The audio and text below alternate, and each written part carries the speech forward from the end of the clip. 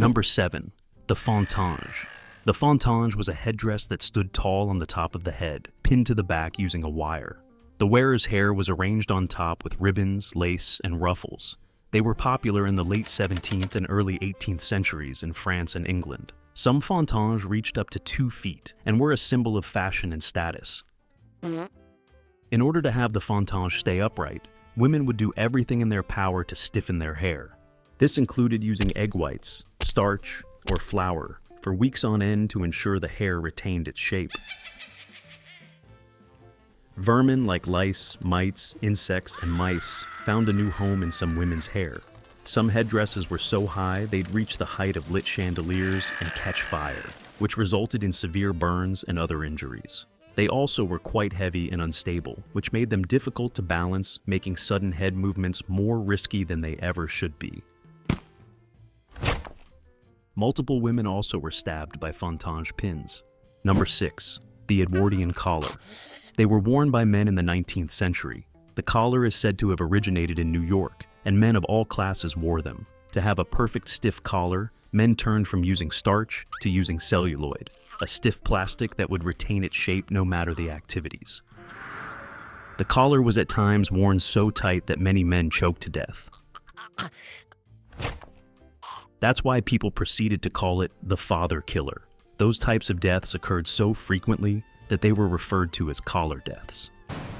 The collars cut off circulation to the brain, causing neck swelling and slowly depriving the individual of receiving oxygen to the brain. Men would eventually lose consciousness and die via asphyxiation or ruptured blood vessels. The collars would also cause headaches, discomfort, dizziness, fainting, and even long-term vascular issues due to their tightness. Sometimes, the tight collar irritated the skin, which caused chafing or sores that could become infected. Which was dangerous back then because antibiotics and modern medical treatments weren't a thing. Number 5. Belladonna Nightshade eyes.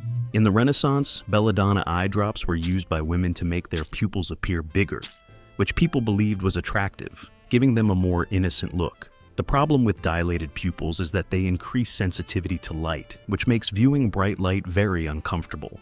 Belladonna is also a highly toxic plant that can lead to blurred vision, temporary blindness, increased heart rate, and eye irritation on the less harmful end, and to mental disturbances, convulsions, permanent blindness, heart damage, and eventual death on the other.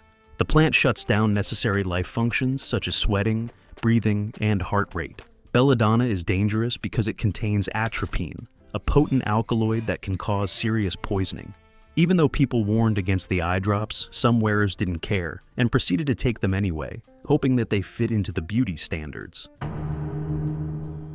But none of them ever came close to looking as cute as Puss in Boots. Number 4. Corsets. A corset is an undergarment placed around the torso and chest of the wearer and tightened to enhance the waistline. They date back to the late 14th century and have been worn by women all throughout Europe, believing that they would enhance their beauty. Corsets were often laced as tight as possible, which resulted in an inability to breathe or eat properly. They could also rupture internal organs, cause broken ribs, and injure hips and spines. Long-term usage of corsets resulted in distorting the wearer's shape and caused unnatural and painful body shapes. Women died of various corset-related causes, including collapsed lungs, internal bleeding, asphyxia, and falls due to fainting. Corsets oftentimes were so tight that they pushed internal organs into unnatural positions, and the constant pressure of the corset caused skin abrasions, sores, and infections. Throughout the 19th century, many physicians warned against tight corsets. But the trend persisted and continued as more and more wearers suffered severe health issues, or even died from it. Number 3. Arsenic Scheele's Green. In 1775, a Swedish chemist named Carl Scheele discovered that combining sodium arsenite and copper sulfate produced a bright green pigment. The new pigment, which he called Scheele's Green, became an instant hit.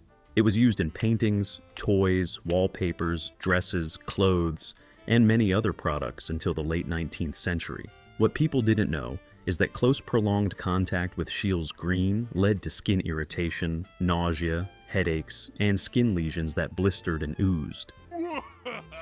Arsenic is a potent poison that can be absorbed through ingestion, inhalation, and skin contact. The poisoning destroyed people's bodies from the outside. Arsenic poisoning can cause vomiting, abdominal pain, diarrhea, and even death. One time, a woman who suffered from arsenic poisoning was foaming at the mouth, nose, and eyes, and vomiting green liquid while her fingernails and the whites of her eyes turned green. People even believed that arsenic poisoning was the cause of Napoleon's death. Number 2. Foot binding. Foot binding was practiced in China for around 1,000 years, from the 10th century until the early 20th century, and became popular in the Song dynasty. It involved breaking the bones of the toes and curling them under the foot. The feet would then be wrapped and forced to heel in this position, deforming them for life. They were reshaped into a smaller form, and often were referred to as lotus feet, which were about 3 inches long. It was believed to make women more desirable, as people thought they became objects in their husbands' homes because they were unable to walk or work. Foot binding was seen as a symbol of beauty, femininity, and social status. The women were left with severe injuries and lifelong pain. For some, the process caused severe circulation issues, resulting in a cut-off blood supply to the toes. The toes would slowly rot and eventually fall off. At this point, gangrene easily set in and would begin to eat away at the rest of the foot. Gangrene is a bacterial infection that occurs when body tissues die due to lack of blood supply. As the infection worked its way into the bloodstream, many women died of sepsis. Disturbingly enough, some cultures still practice foot binding to this day. Number 1. Radioactive glow-in-the-dark makeup. In the early 1900s, everything from lotion to lipsticks and face powder contained radium. Products with radium were believed to give wearers glowing skin, lips, or wherever they choose to put the products on. People thought it would help them glow up because the products sometimes glowed in the dark. Radium is a radioactive chemical that can cause severe damage to humans. Those who used products with radium suffered severe consequences.